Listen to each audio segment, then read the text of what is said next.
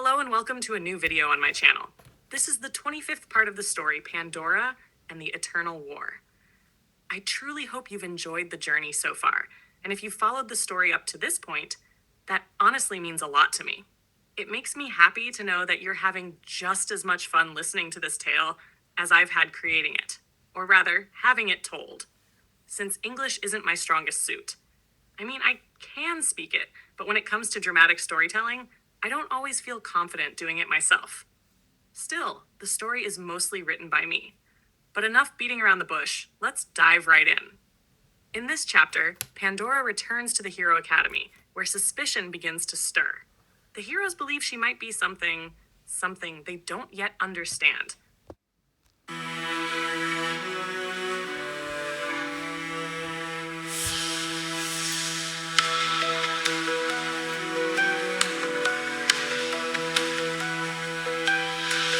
Whispers in the burning sky, I watch a shining city die. No savior comes, no final grace, just ashes where you showed your face. I wear the dark like royalty, born from pain and new to me. Pandora gazed out of the window, her mind adrift. Her eyes eventually settled back on the old scroll delivered earlier by the curious little bird. For a moment, she hesitated, questioning whether she truly wanted to read it. A magical scroll was dangerous. If anyone found it linked to her, it could ruin everything. She smiled faintly as she carefully scanned the room for any hidden surveillance systems. 5 minutes passed in sterile silence. Finding nothing suspicious, she summoned a portal just briefly, one that opened silently beneath the scroll in her left hand. The scroll slipped into her palm effortlessly, sending a subtle but undeniable ripple of magic through the air. The scroll warped the laws of reality around it, ever so slightly. It was a sensation Pandora recognized intimately. Anyone not deeply attuned to magic wouldn't even notice this, she thought as she examined the ancient scroll. Then, without warning, a voice whispered, not into her ears, but straight into her blood. Hello, my granddaughter. My name is Lilith von Bloodfallen. I hereby invite you to the Midnight Land. Remember, you'll need this letter to find us. Without it, you will never discover your homeland. Pandora froze, her heart briefly faltering. Acting quickly, she conjured a hidden rift beneath her bedsheet, slipping the scroll into the safety of her throne room within her personal dimension. How did a magical bird even find me here? She wondered, unsettled. And how could no one have noticed it? Magic was still a mystery to her, something she could perceive instinctively, but barely comprehend. Fortunately, true mastery wasn't necessary to feel its presence. Surrounded by sterile white walls and oppressive silence, Pandora allowed her thoughts to drift. Her ideals, once so sharp and clear, now wavered. Her family wasn't entirely lost after all. She now had a path, a relative inviting her into a land she barely understood. A choice she had never thought she'd be given. Her gaze wandered back out the window. Below, the city sprawled in chaos. Smoke billowed from entire districts, and crime raged unchecked through the streets. I want to build a world where no child ever has to cry again, Pandora thought bitterly. But how am I supposed to make that happen? Just then, her eyes caught something new, a pink envelope with a small red wax seal shaped like a heart. Strangely, the sight made her heartbeat quicken. She didn't know why. As she stared at the mysterious pink letter, the sliding door of the high-tech hospital room whooshed open. A man stepped inside. The unassuming director of Helios Academy, the most powerful and prestigious school for superheroes. Mesos was an average-looking man, standing about 1.80 meters tall. His once dark hair was fading into gray, and his deep brown-black eyes held an unsettling sharpness. He wasn't particularly handsome, nor was he particularly muscular. In every way, he seemed ordinary, forgettable. An intentional mask, Pandora thought. Well, look who's finally awake. Good morning, sleepyhead, Mesos said with a slight grin. What do you want from me, Director? Pandora asked, sounding unnecessarily annoyed. Tsk. That's no way to talk to your director, he teased lightly, a smirk playing on his lips. I'm always this blunt. Sorry. There's just a lot on my mind, Pandora replied, her voice cooler now. Worried about Camilla, are we? Mesos asked, his gaze sharp enough to cut through steel. For the briefest instant, Pandora's heart skipped. Had he seen through her plans already? She relied on a very weak F rank level 3 Arcanist ability, one that allowed her to maintain tight control over her emotions and avoid intimidation. When did I even develop that ability? She wondered fleetingly. Yeah, I'm worried about her. And about my future, Pandora said carefully. You don't seem as shaken by her disappearance as one might expect, Mesos commented casually, non-threatening. True, Pandora admitted, shifting her gaze back to the window where two suns cast shimmering reflections across the metal rooftops. One yellow, large, and warm. One blue, small, and distant. For a moment, the world looked beautiful enough to make her forget just how monstrous it really was. To make her forget how vast the difference was between her strength and that of S-rank heroes like Sekhmet, the lioness heroine, or Starbreaker, the strongest man alive. Pandora shuddered internally at the thought. One strike from either of those titans, and even her enhanced regeneration wouldn't be enough to piece her back together. The gap between an A rank who could strengthen their body and an S rank was terrifying. At best, the opponent would be just one rank above her and 10 times stronger. At worst, they would hold multiple stages within that rank, each an abyss she couldn't cross. And what exactly is the relationship between you and Camila?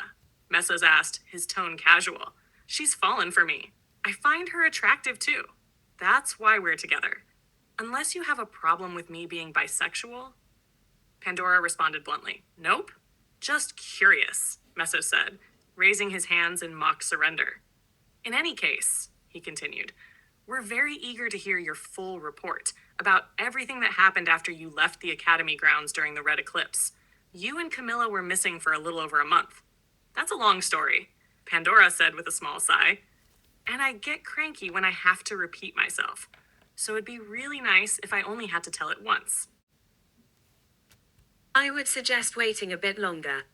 There are still others interested in where you and Camilla were all this time, Mesos says. Pandora nods slightly, her eyes scanning the room as she takes a seat beside the director of Helios Academy. The two wait in silence for a few minutes until Pandora's classmates, Makido, Tomoko, Mio, Rhino, Frank, Fox, and a young man Pandora vaguely recognizes, arrive. Behind them, two imposing men step into the room, looking like they might be from the military police or some kind of special forces. As Pandora begins to prepare herself to tell her story, she senses a subtle shift in the atmosphere.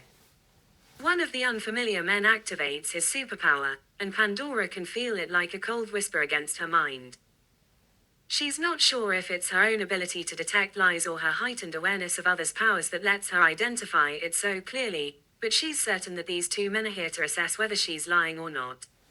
This is going to be interesting. Pandora thinks, activating her F-rank level 2 Arcanist. Actor, and relaxation. Her mind sharpens as she focuses on two things. The first is the way the men respond to her. She watches their facial expressions carefully, noting even the tiniest flicker of emotion. The second thing she focuses on is her story, the only thing occupying her thoughts now. With controlled precision, Pandora begins recounting the events, her voice steady. She describes how she and Camilla had been out together when the sun started to darken, its light turning an unsettling shade of red. They had tried to make their way back to the academy, but the strange, hot, and oppressive light had stopped them. Pandora explains how the red light had weakened her powers, particularly her plasma abilities. They had waited, hoping things would return to normal, but it didn't. A villain had attacked them, and from that point onward, things had become a blur. I don't really remember what happened after that, Pandora says, her voice trembling. We fought, but my abilities were still weakened. Camilla didn't want to destroy part of the city, fearing people might still be in the buildings. So, she held back. Then something hit me, and I blacked out. Mio, concern etched on his face, leans forward. That must have been awful. What happened after that? When I woke up, they were speaking in a foreign language, Pandora continues, trying to keep her voice even. And then, at some point, I got hungry, but I couldn't use my powers. I think they had someone who neutralized my abilities. Then, they wanted me to strip so they could give me food. It wasn't pleasant. I don't know what happened to Camilla. As Pandora finishes her tragic tale, something feels off. One of the two men, whose lie detection ability she's sure of, is still watching her closely. His focus is intense, and it's clear he's not fully convinced. She wonders if his power is more advanced than a simple detection skill or if it's something that can detect deception regardless of her own thoughts. Pandora doesn't know for sure, but she stays alert, watching for any signs of suspicion. She finds it unlikely that she's been caught in a lie, but even if she has, she believes she can put up a good fight. However, aside from the facial expressions of Messos and the two unknown men, Pandora also notices Fox eyeing her with distrust. There's something wrong with her. Pandora thinks, a sense of unease creeping into her chest. Fox speaks up, her voice sharp. But Pandora, how is that possible? You have two superpowers.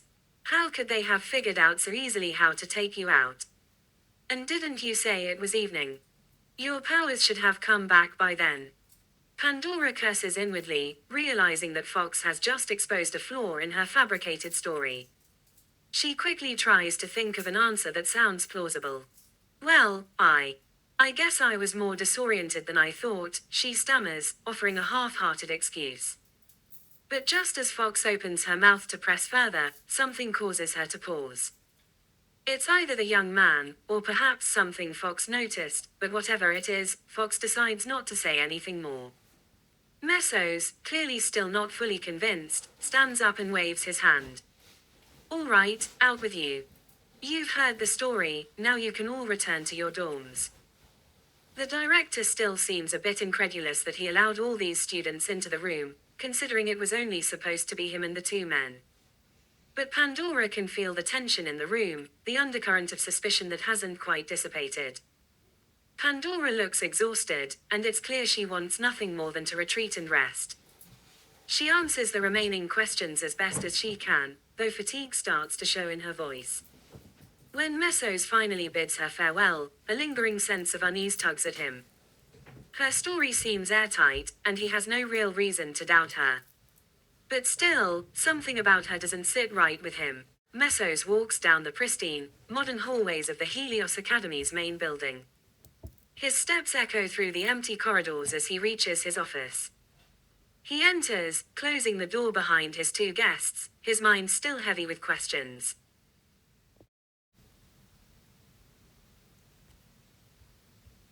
So, what have you found out? Director Messos asked, his voice heavy with a fatigue that made it sound like the weight of recent events was slowly crushing him. Detective Yukasi answered carefully, what stood out to me is how focused she was on her story. But, she wasn't lying. And, sir, I don't need to tell you how difficult it will be to verify the truth of her account out there. The police and military are completely overwhelmed. So I don't understand why you've called us here and are being so cautious. There's no evidence Pandora has done anything wrong. Messos turned away from him, sinking back into his soft leather chair, eyes drifting toward the window. Outside, chaos still reigned. The crack of gunfire echoed through the city, flashes of supernatural power lighting the skyline, an unending storm that had raged for days.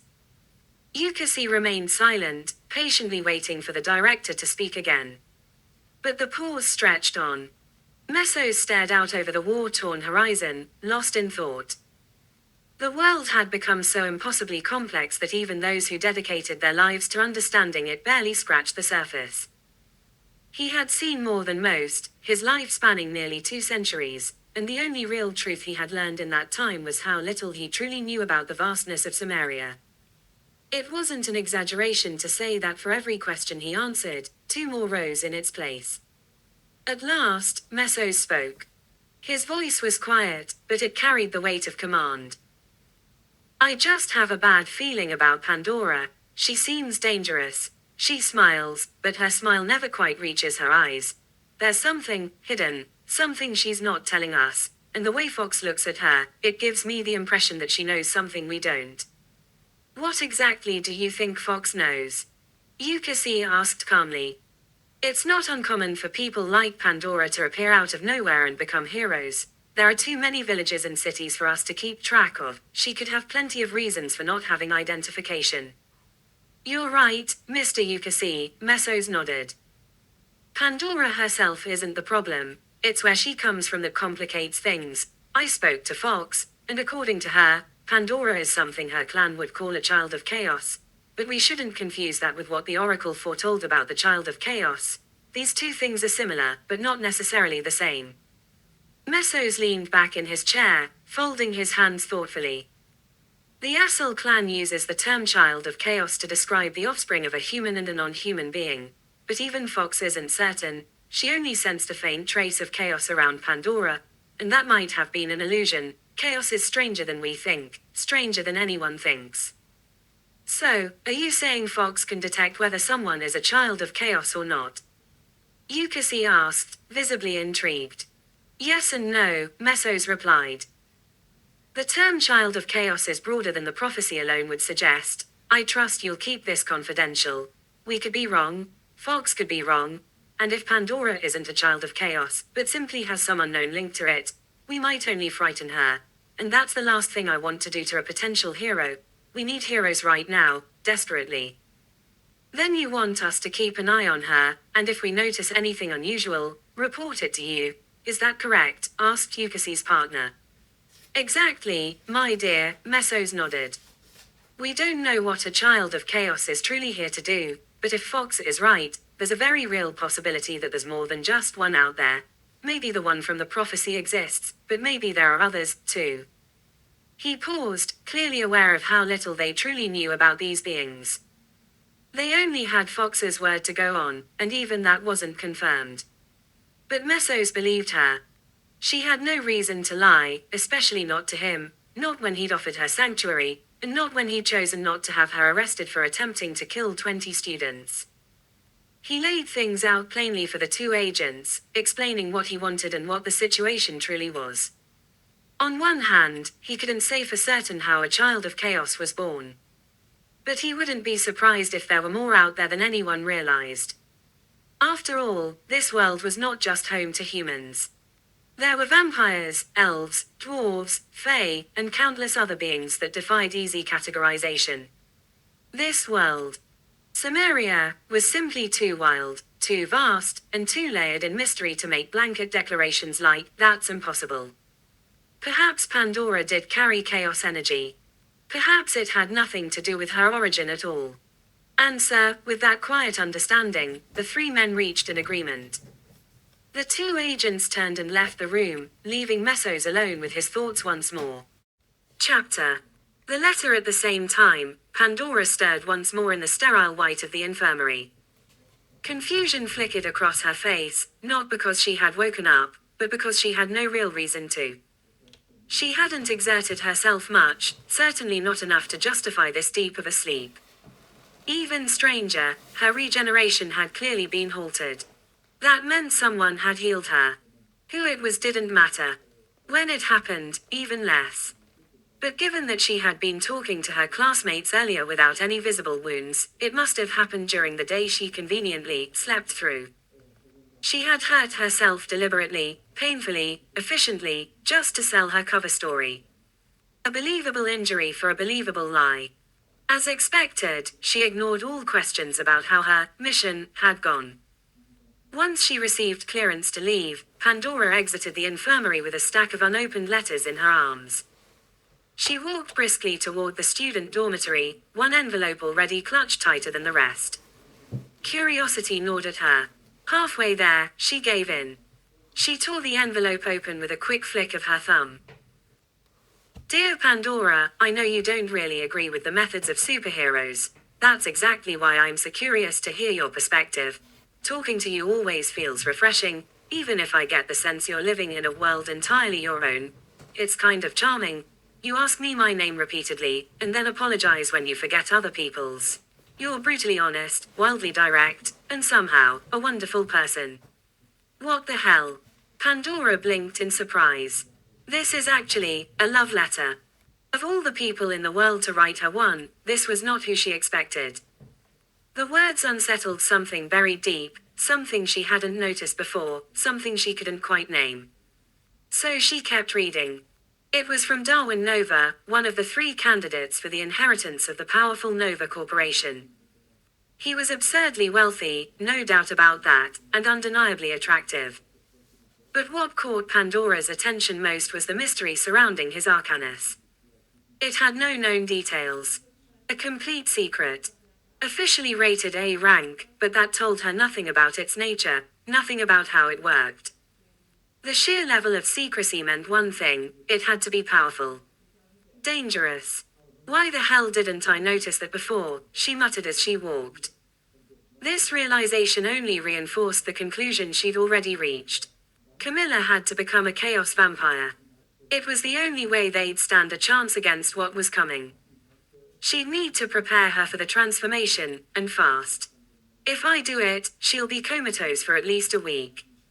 Pandora's thoughts tightened. Still, worth it. By the time she reached the dormitory, the fresh scent of night-blooming flowers gave way to something more domestic, cleaning agents and the warm, savory aroma of freshly baked pizza. Pandora felt tired again, absurdly tired, despite having just woken up. Pandora, do you have a moment? Fox approached, striding past a cleaning lady with confident steps. No, Pandora replied curtly, her voice edged with a harshness she hadn't intended. I'm tired and I want to sleep. That's not very polite, Fox answered, visibly taken aback. What's going on with you? I didn't do anything to deserve this, so why are you being so mean?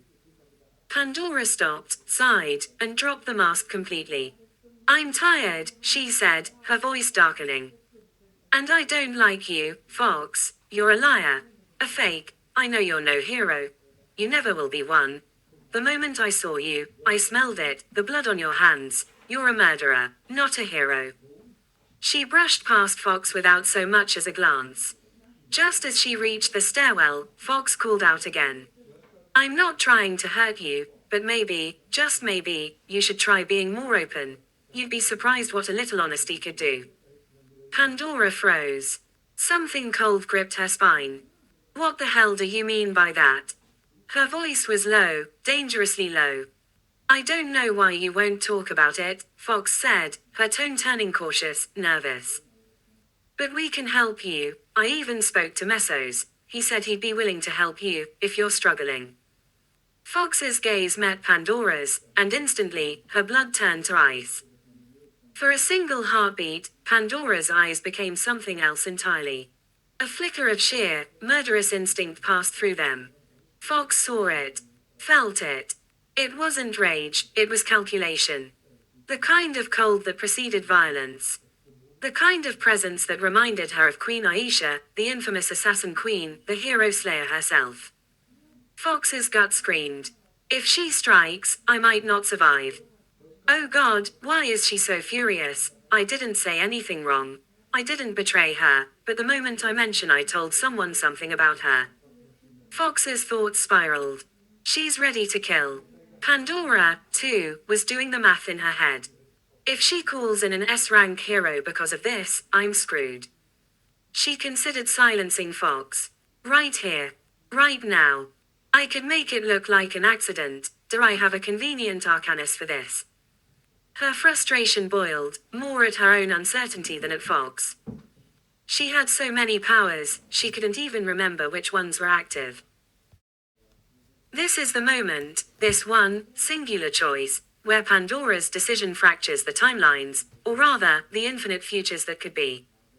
Like branches from a tree beyond perception, they diverge endlessly into the unknown. And the Oracle can do nothing.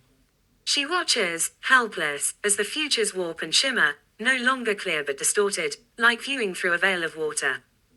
Or perhaps not even that, perhaps it's something more disorienting. She cannot tell where she is, or even when. Since the last time she fell asleep, the flow of time has become alien to her, stretched and twisted. She feels unmoored, drifting in the current of time itself. Then, footsteps. Strange, muffled ones that echo across a void. It takes several seconds for her senses to stabilize. She blinks and turns away from the watery depths. What she thought was a river of time reveals itself as a vast sea, an endless, unknowable ocean stretching far beyond the horizon. The footsteps belong to a figure moving toward her with calm, deliberate pace. The stranger wears a deep navy suit and holds a pocket watch in one hand. His head is an anomaly, like a white hole, a cosmic inversion of a black hole. Not black, but radiant white, and yet, somehow, eyes still exist there, unseen but felt. Forgive the intrusion, my dear, the figure speaks in a voice that reverberates through the air itself. My name is Kronos, you might call me a god, but I see myself and my siblings more as aspects of reality.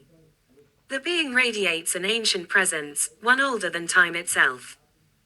What is this place? Why am I here? Asks Sky Lightville, her voice trembling but steadying as she faces the incomprehensible. You are the Oracle, Kronos answers, an S-rank hero who has turned away more darkness than any before you.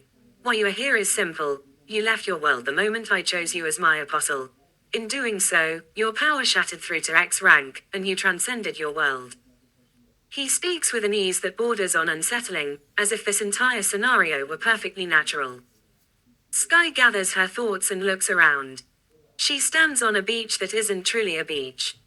The sand beneath her bare feet is black, yet it glimmers with a silver hue under a dark, bluish sun suspended in a void sky. The darkness around her is absolute, so deep it almost feels thicker than the concept of dark itself. This place isn't real in any meaningful way, Kronos explains, not truly. You simply cannot comprehend its true form. What you see is merely the closest your mind can render. You could call it a liminal realm, between your world and what lies beyond. If you wish to return, you need only step back into the sea. But a warning, and I offer it only once, your body lies in a coma, ravaged by the overload of paranormal energy. Why are you doing this? Sky asks, still unsure whether she can believe this god, if that's what he truly is. I merely wanted to see the purest soul I've known from your world, Kronos says softly. Besides, I'm not doing anything. I cannot interfere. I am a god, not a mortal. Blaming me for anything is like blaming gravity for a fall. I am a constant of nature, not an all-powerful will. I am bound by more rules than you can comprehend. I can't even interact with your world in any physical sense, despite all my power. His frustration is subtle but real. If that's the case, then why are we even talking, and what does it mean that I'm your apostle? Sky challenges. Call it mercy, or divine compassion, if you'd like, Kronos answers. I didn't want your final moments to be pain and confusion. I couldn't act directly, so instead, I overcharged your body with my power, gently, and let you drift into a coma. A strange stillness falls between them. The moment feels surreal. Sky doesn't know what to think. Divine mercy. Perhaps. He doesn't feel malicious, but she's been betrayed too many times to take anything at face value. The towering figure, Kronos, easily over 2 meters tall, settles down beside her, folding his legs into the sand. His gaze drifts upward to the false sky above.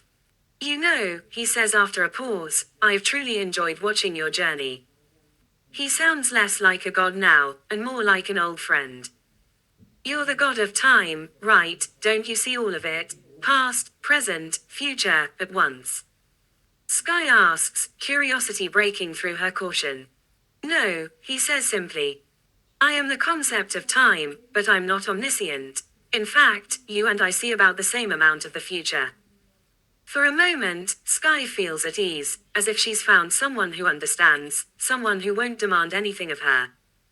If you're not all-knowing, then can you at least tell me, who the child of chaos is, she asks, half hoping. Children, plural, Kronos corrects gently. And no, I cannot tell you that. I can't tell you anything you don't already know. Those are rules from above. Even higher than me. The one you seek is the apostle of another god. Even if you were awake, my power wouldn't be able to help you against another apostle. He yawns, as if the divine weight of such rules tires even a god. And so god and mortal converse. Kronos does not pressure her. He even says she may return if she chooses, though he strongly advises against it. Your power is harming your body, he warns. Someone's reversing the damage, but if you go now, it will tear you apart and put you back together again. It's deeply unpleasant. As he stands from the sand, he looks at her with something like understanding. He knows she has many questions. But half of them he is forbidden to answer, and the other half are of no real use. Just then, Kronos turns away from her, his gaze now directed towards something beyond sight. Another presence arrives. Chaos steps out of the darkness beyond time, wearing a flaming smile on his blazing head. Well, how rude, Chaos says playfully. You never told me you had an apostle. Kronos immediately steps between Sky and the newcomer. He doesn't want Chaos interfering or offering cryptic advice about who Sky is looking for. Relax, Chaos says, waving him off. My apostle won't mess with yours. In fact, I don't think I'll need to do anything at all. Unlike Kronos, Chaos is one of the few elder gods who can interfere, at least to some degree. He embodies unpredictability, raw chaos energy, and the unknown. His form is strange, ever burning with black and violet flames. He is a god of lies and tricks, uncannily similar to the Loki of another timeline. Stay away from me, Chaos, Kronos warns, his tone serious. I'm not in the mood for your games. You're no fun, Chaos chuckles. But fine, I'll leave. Still, I can't wait to see how this world unfolds. Will the heroes fall or rise? Will the greatest villain choose another path and become a hero? Who knows? Until next time, Kronos, and do be careful. We wouldn't want the angels noticing our little sandbox. With that, Chaos vanishes into swirling mist, leaving only silence and unease in his wake. And while the god of time spends his moment with his apostle, Chaos wanders through a silent, motionless world. The world itself is not frozen. Chaos simply moves so fast that no eye can track him. He phases through walls, drifts effortlessly through people, like a phantom unable to touch or be touched. It's not that he is incapable of doing more. It's that breaking the laws of heaven would strain even a being like him. Difficult, not impossible. After all, one might assume that a god such as Chaos, an entity as eternal and formless as a natural constant, would be bound by nothing. But even constants can feel fear. He could intervene, step in to shield humanity from the calamities that approach. But what would be the point? It would be both fruitless and dangerous. If he assumed a physical form in this world, he wouldn't be stronger than an A-rank hero. That limitation alone makes action feel beneath him. I really should find her again, Chaos muses, his incorporeal form gliding toward Helios Academy. Within the student dormitories, Pandora stands alone on the staircase. Her glowing eyes, alien and glassy, seem to pierce straight through Fox, who stands frozen in fear. Fox shivers as Pandora moves, too fast to follow, a blur of violence, and with a thunderous crack, she's slammed against the wall by an invisible force. Misos, what do you people want from me? Pandora's voice is edged with rage. I didn't say anything bad, Fox stammers, terrified. I just told him that chaos energy clings to you. I'm pretty sure you're a child of chaos. Footsteps approach. A low hum rises, plasma weapons charging. The two men from earlier, who had questioned Pandora with Misos, now step forward. Seeing them, Pandora stiffens. Let Fox go. She's under the director's protection, says Detective Yukasi coolly. Fine. Lower your weapons, Pandora replies with a tired sigh, releasing Fox. But she adds coldly, you do know what kind of power I wield, right? These weapons are useless. I could dismantle them before you even fired, but whatever. She doesn't bother with the men any further and simply walks away. As she leaves, she tells them plainly that she'll be asleep until morning and doesn't want to be disturbed. After that, they can resume their questions. Oh, and stop digging around in my past, she calls over her shoulder. It's insanely rude. Don't move, someone barks. But the man's weapon grows hot and begins to melt in his hands. I warned you, Pandora says, ascending the spiral staircase with calm disdain. If you want to threaten me, bring the right tools next time. When Pandora finally reaches her room, she is utterly drained. Yet, she doesn't know why. Was it simply that she'd stayed in her human form for too long? Had she unknowingly injured herself more than expected? Or was it the healing that had left her so empty? Whatever the cause, Pandora locks the door. strips off her clothes, and collapses onto the soft bed. In this moment, nothing else matters. Just sleep. Pandora von Bloodfallen. A whisper, not human, echoes in her mind. She barely registers it before slipping into unconsciousness. Nearby, the old letter with ancient vampiric runes ceases glowing and returns to looking mundane. Pandora sleeps soundlessly through the evening and deep into the night, dreamless and still, until the full moon rises and she awakens. The first silver moon hangs bright in the sky. Sitting up, she scans the darkness. She's no longer tired, but something feels off. Then she sees him. Her senses offer no warning. Her instincts stay silent. There, wreathed in black and violet flame, stands a man. No alarm rang in her mind. No presence triggered her danger sense. "Hello, my lady. I am Chaos, the ancient god you recently rejected." His voice is smooth, both melodic and hollow.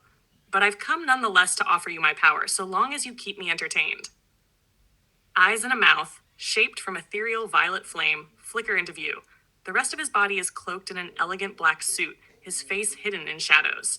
The light from his flames is paradoxical, bright and dark at once. Somehow, this contradictory glow illuminates the room, while making everything seem shrouded in twilight. Yet, Pandora can see it all clearly. "Lol, a god turned stalker. Didn't expect that," she says dryly, oddly calm. Knowing that gods are bound by their words brings her comfort. Without a contract between them, Chaos can only offer power unconditionally. Still, Pandora wonders, why her? Why did he choose her? Why is he the most active of the old gods? Her heart beats faster in his presence, yes, but not from fear. Chaos feels unreal, like a dream with too much clarity, and given the haziness of his form, Pandora guesses this is merely a projection, a phantom image. Which means even gods are still bound by the same limits described in the ancient tales she once heard from her parents. "So, how does this work? Are you going to grope me or something? I mean, to make me your apostle or whatever?" "No idea how gods usually go about that stuff," Pandora says casually, her tone light, almost mocking. "No," Chaos replies calmly, his voice fading slightly around the edges like mist in morning light. "That's already been done. The benefits and drawbacks of becoming an apostle, you'll come to understand them in time. But I can already tell you this. Your power isn't what's lacking.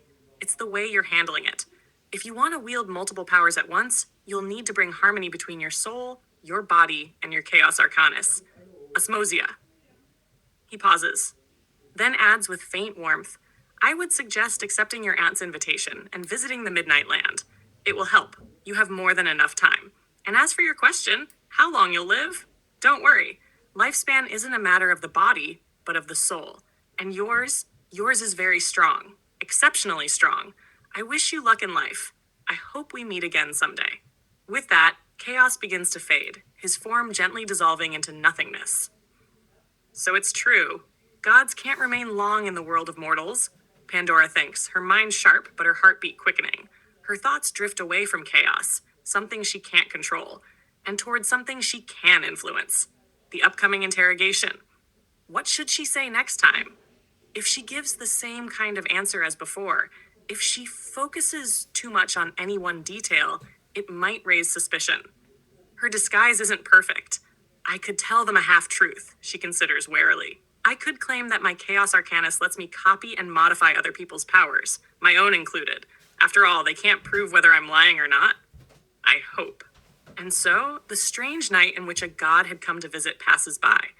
For Pandora, it's hard to make sense of how she should after standing in the presence of one of the most powerful beings in existence. Chaos is a god she only ever heard of in myths and bedtime stories. And yet, how much of those ancient legends are even true? She's not sure. The world is vast. She only knows the meager 3% of the planetary surface where humans live. It's entirely possible that far more hides in the shadows than she currently understands or even suspects. Screw it. I can think about that later, she decides. It's not like the old gods can really intervene. If they could or cared, they would have done so long ago. If they were truly concerned about humanity or society, they'd have stepped in already. Either they can't, or it just doesn't matter to them. I'll focus on what does matter, on what I can control. With that, she accepts the invitation to the Midnight Land, holding the parchment in her hand. The aged parchment feels smooth and warm against her skin. The symbols haven't changed, but Pandora feels that she now knows the way to this mysterious land. It might be fascinating, even thrilling, but just as she's lost in thought, a sound snaps her back to reality, a soft creak, something she wouldn't normally miss. Footsteps in the narrow hallway just outside her room. "Hello? Is someone awake?" asks a shy voice from the hallway, just as the door begins to open. "Good morning, or maybe night," Pandora says as she rises from her kneeling position. You?" stammers the red-haired woman peeking inside. Maya, her face flushing bright crimson as she catches sight of Pandora's naked body. Pandora's defined abdominal muscles are clearly visible, her arms as toned and powerful as her core. In this intimate moment, Maya can't help but stare. Her cheeks burn. She knows it's wrong to look, knows it's shallow, but still, she can't tear her eyes away. Pandora, meanwhile, simply shrugs and turns her back, unbothered. There are more interesting things to think about than a flustered onlooker. It doesn't matter to her in the slightest. Even if nude photos of her were to spread across the world, it wouldn't change a thing for her. Rumors and opinions only matter if they threaten her plans. Otherwise, 1,000 lustful glances, whether from women or girls, mean nothing. What should I do next? She wonders as she sits back down on her bed. Should I become a fake hero, play the role, infiltrate the system, or try to become a true hero? I could reach my goals either way, and I don't need to lie to myself. I'm insane. I'd kill without hesitation. I could tear society down from the inside, or just burn the whole damn system to the ground. The decision is difficult, but she has an idea. Maybe I'll just base it on how Mesos and the Hero Academy respond. If they try to monitor me, I'll run, and I'll kill anyone who gets in my way. But if they accept me, if they leave me alone, then I'll keep playing hero for a while longer. She pauses, then glances toward the door. What's wrong? Never seen a naked woman before? Pandora says with a smirk. I thought you were a woman too? Or, do you like women? But before the moment is over, Pandora adds with a quiet seriousness. Look, I don't care how long you stare, but touching? That comes after we're in a relationship. Those are my rules. For Pandora, that's as simple and as clear as it gets. Maya blushes even deeper, quickly slamming the door shut. There were certainly more amusing things to worry about right now than the fact that someone might be seeing her naked. In a strange way, it even felt like a form of validation. When people stared at her body with such intensity, it meant they were captivated, enthralled, admiring her, even if she hadn't planned to parade around in public undressed. And while she wasn't exactly thrilled by the attention, there was something about those eyes on her that stirred something deeper, something dangerous. With a shrug of her shoulders and her clothes gathered loosely in her hands, Pandora stepped toward the showers. Her mind, however, was elsewhere, entangled in thoughts far more pressing than exposed skin or judgmental glances. She knew that if things went south, she could escape. If push came to shove, she had the power. Her vampiric strength alone could carry her through, and her other abilities remained at her command. But something gnawed at her instincts. This situation felt different. It wasn't just a matter of strength anymore. I can't just say I'm human. I mean, biologically I am. And if I really wanted to, I could argue that in this very moment, I am human. That would be true enough. But what do I say when they ask about my Chaos Arcanus? When they ask what I can really do? Pandora muttered inwardly, frustration blending with her analytical side. These musings followed her into the small rituals of her morning, brushing her teeth, washing her face. That night's strange encounter with one of the elder gods echoed in her memory. What were those powers he had granted her so freely, without condition? That was something she needed to figure out, urgently. And yet, it wasn't the only thing weighing on her. The current situation, both politically and economically, had tied the hands of the S-rank heroes. Even if she were confronted by just an A rank, the collateral damage would still be catastrophic. Buildings would fall, streets would crumble, civilians could die. Not that this would stop Pandora. In fact, it worked in her favor. The heroes couldn't go all out when there were innocents nearby, not unless they were willing to take responsibility for the consequences. But what if there's a new prophecy? She thought, drying off and pulling on fresh clothes. Now that Camilla is off the board, I have no reliable way of finding out. She was organizing the movement, my organization. I can't use her in two places at once. The decision she came to was simple, yet deliberate. She would act according to her own plan, and she was eager to see how it would unfold. As she stepped into the vast living room, she was instantly approached by the same two men from the day before. Both carried projectile weapons, and they weren't doing a particularly good job hiding them beneath their coats. What's the meaning of this? David Nova asked, his tone darkening as he noticed how they were handling Pandora. We just want to talk with her, nothing serious.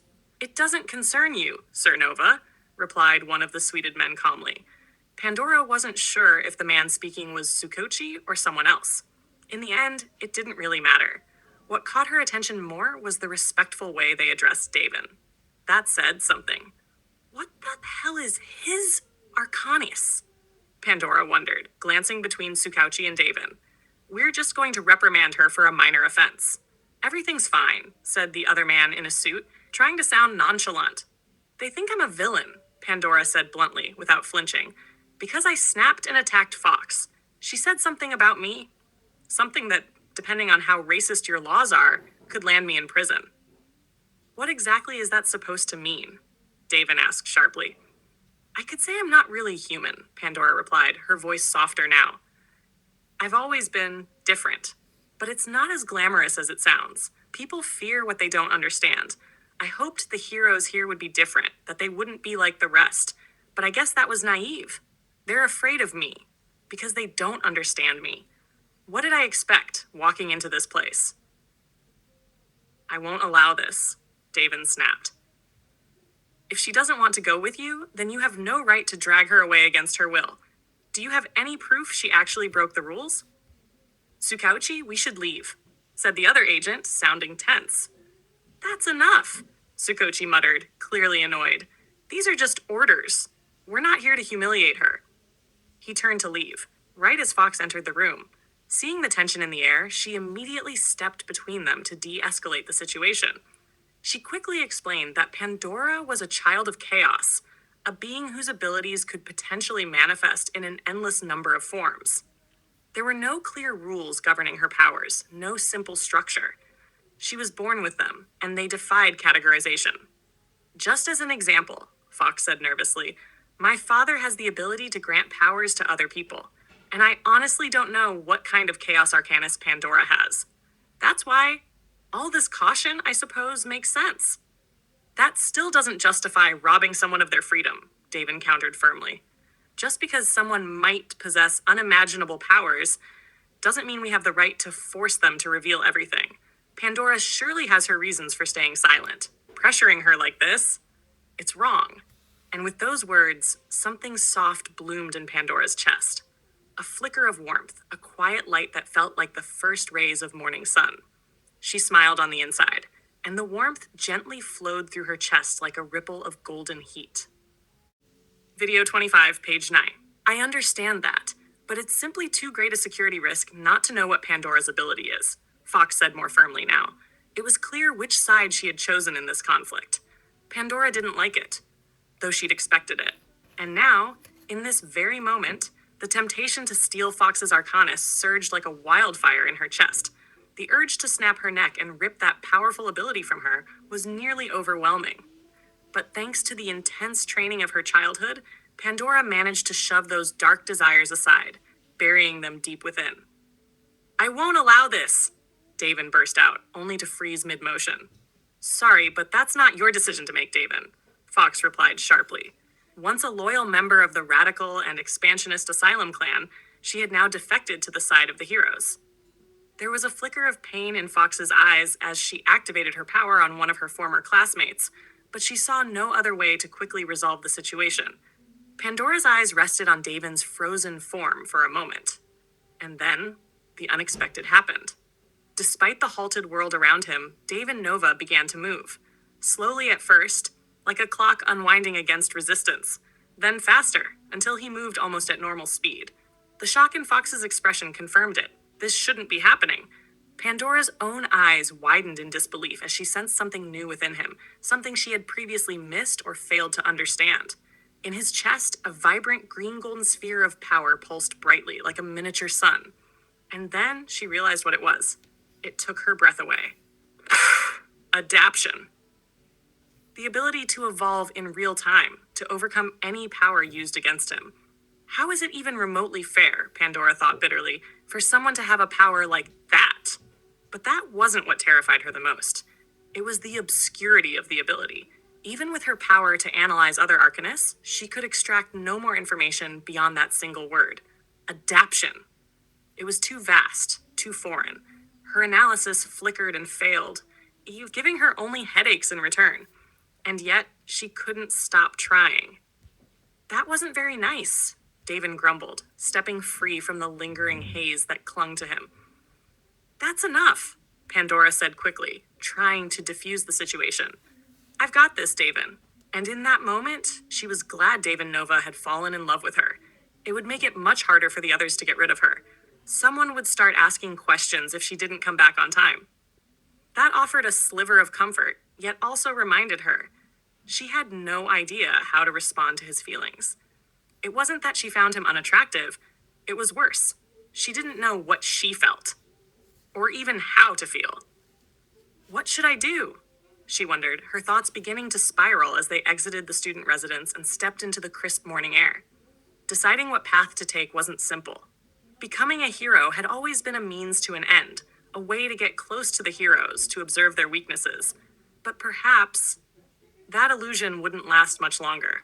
As she walked, she turned back to look at Davin through the window, and for the briefest of moments, the idea of killing everyone who stood in her way didn't seem quite so appealing. But there were still targets. People who had to die. The Oracle, her homeroom teacher. Top of her list. Block, he was another. A man who could deactivate any Arcanis, so long as he knew the name of its owner, or something like that. But how do you kill someone who sees the future?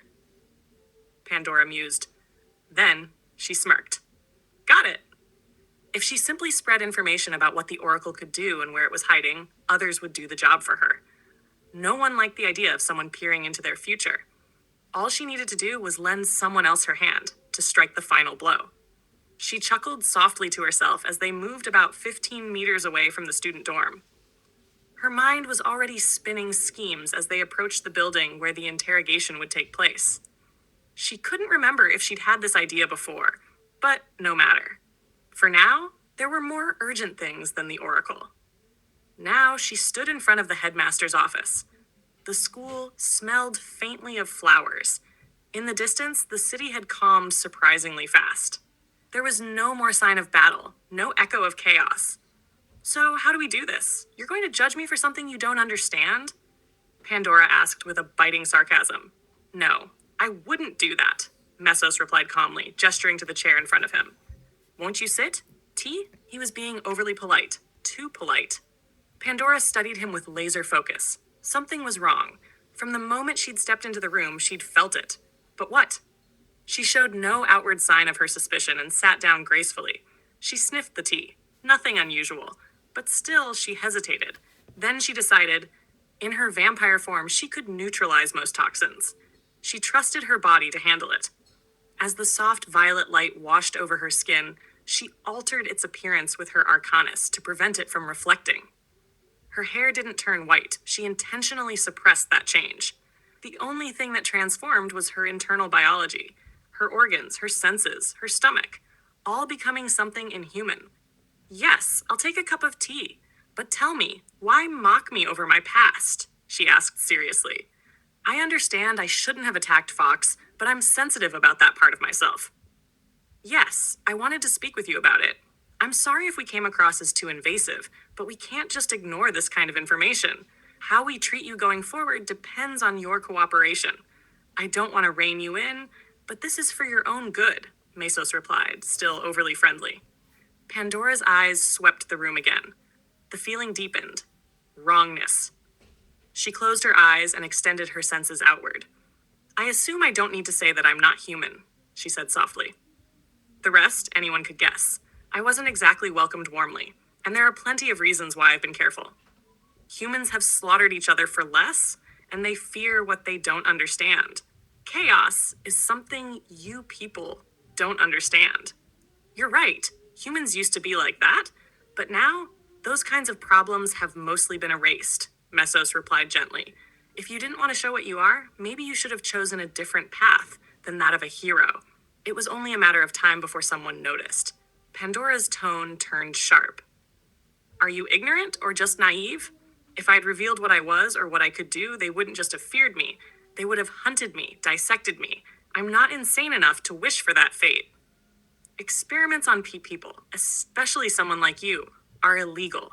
That would never happen, Mesos said, seemingly sincere. That was when Pandora burst into hysterical laughter. A flicker of madness danced in her eyes. She couldn't contain herself, and in the chaos of her cackling, clarity struck. She understood. She froze, eyes scanning the room again. The inconsistencies were everywhere. The sounds from outside didn't quite match. The birds were flying low. Mesos's suit had a scent yesterday. Today, nothing. Suspicious. Most of all, he wasn't sweating. I can't believe you actually believe that, she said, shaking her head. And after pulling this stunt, you contradict yourself, Mesos.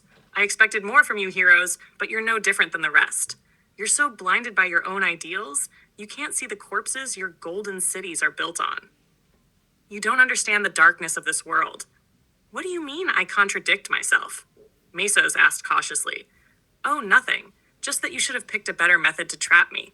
The voices gave you away. They're wrong. The birds fly too low. Your suit has no scent. And you're not real. You don't even sweat. Pandora closed her eyes.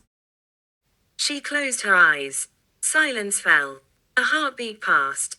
Then, her aura ignited. Black, white, black, violet. It flared to life in rippling waves that defied all logic.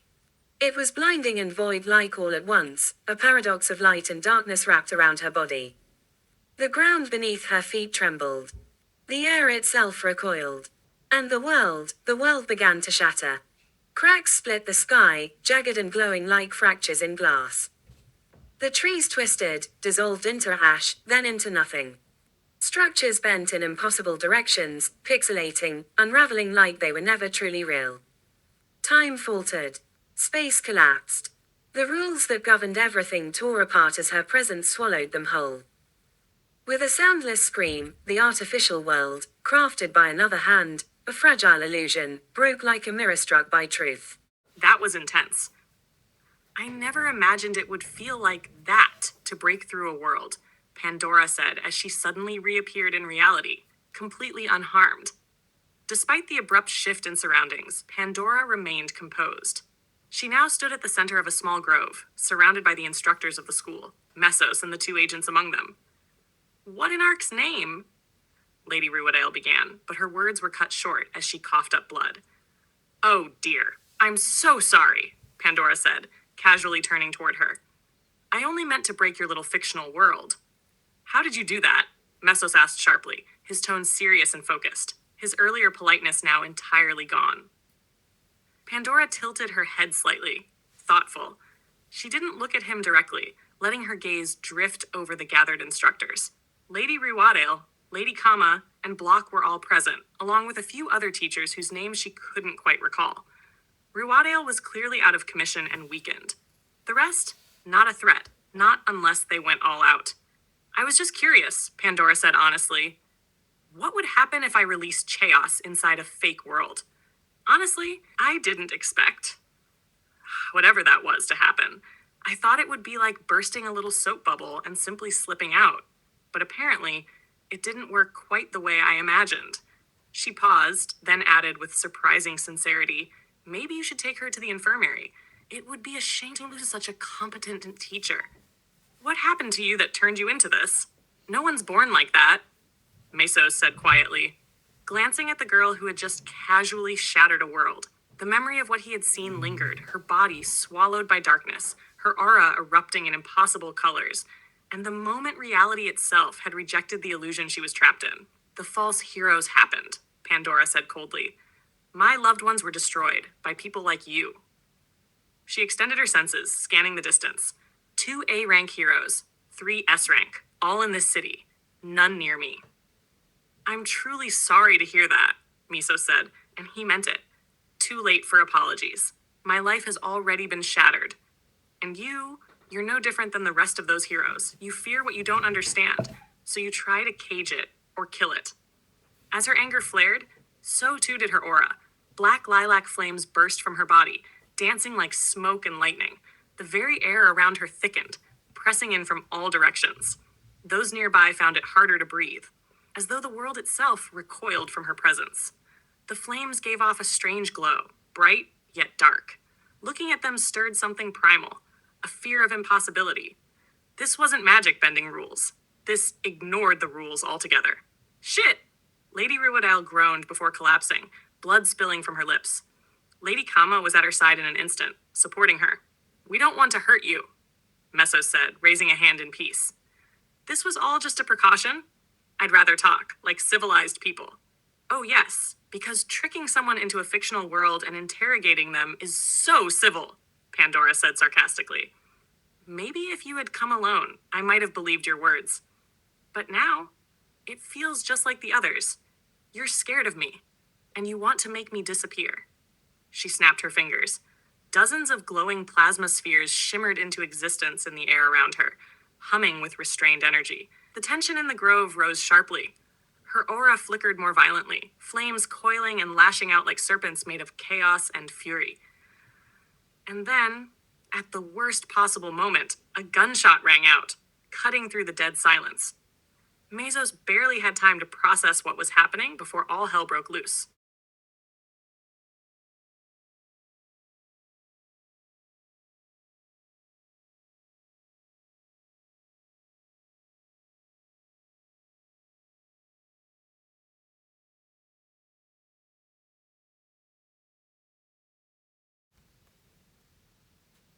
And that's it for today's video. I hope you enjoyed it. If you did, feel free to subscribe and don't forget to share my channel with your friends.